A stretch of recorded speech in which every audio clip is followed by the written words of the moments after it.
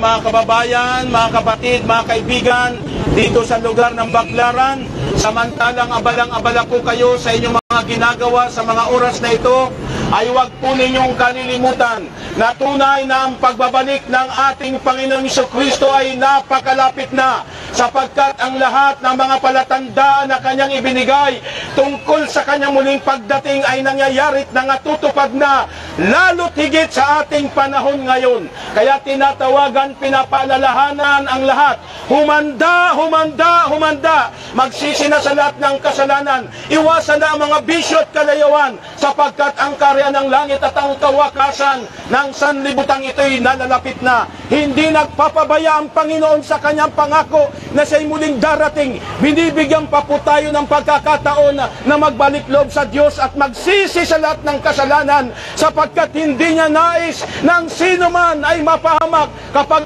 dumating na ang nakakatakot at kakilakilabot na kawakasan ng mundong ito. Kaya tinatawagan po ang lahat, humanda!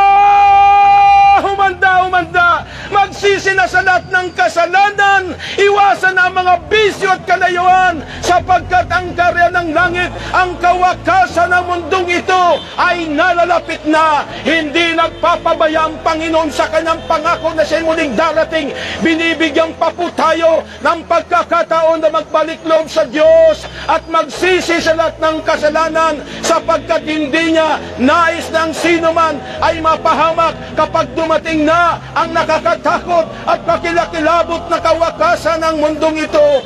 O matakot kayo sa Diyos, magbigay kaluwalhatian sa Kanya, sapagkat dumating na ang panahon ng Kanyang paghatol, at magsipasamba kayo sa Diyos na lumikha ng langit, ng lupa, ng dagat at ng mga bukal ng tubig.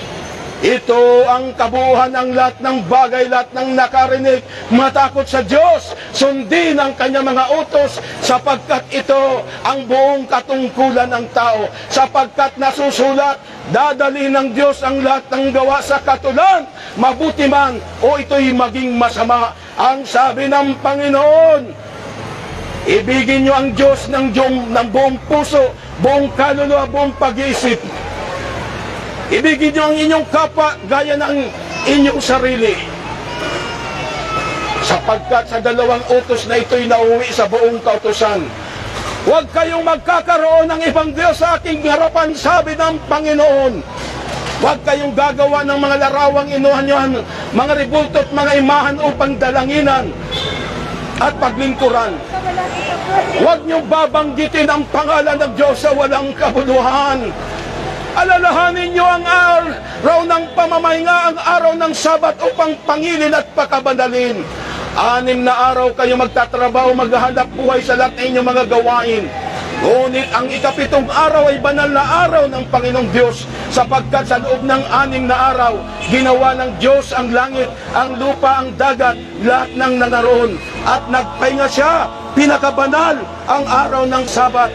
Kaya mga minamahal na mga kababayan, pakinggan po ninyo ang panawagan sa mga uling araw na ito, sapagkat anong kabuluhan na inyong makamtan ang mga bagay dito sa lupang ito kung hindi naman kayo handa kapag dumating na ang nakakatakot at kakilakilabot na kawakasan ng sanlibutan ito. Kaya matakot kayo sa Diyos, sundin nyo ang kanyang mga utos, sapagkat ito ang buong katungkulan ng tao, sapagkat dadali ng Diyos ang lahat ng gawa sa katulan, mabuti man o ito'y maging masama.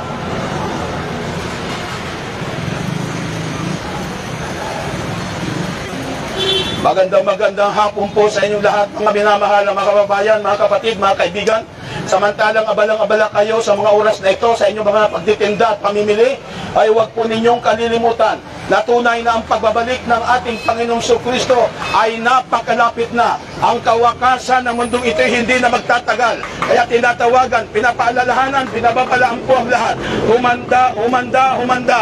magsisi na sa lahat ng kasalanan, iwasan na ang mga bisyo at kalayuan, sapagkat ang karya ng langit, ang kawakasan ng mundong ito ay nalalapit na. Hindi nagpapabaya ang Panginoon sa kanyang pangako na siya'y darating. Binibigyan pa po tayo ng pagkakataon na magbalik loob sa Diyos, magsisi na sa lahat ng kasalanan, iwasan na ang mga bisyo at kalayuan, ang karya ng langit at ang kawakasan ng mundong ito ay nalalapit na. O matakot kayo sa Diyos, magbigay kasarangalan sa Kanya, sapagkat dumating na ang panahon ng Kanyang paghatol, at magsisampa kayo sa Diyos na lumikha ng langit, ng lupa, mga kababayan, mga kapatid, mga kaibigan.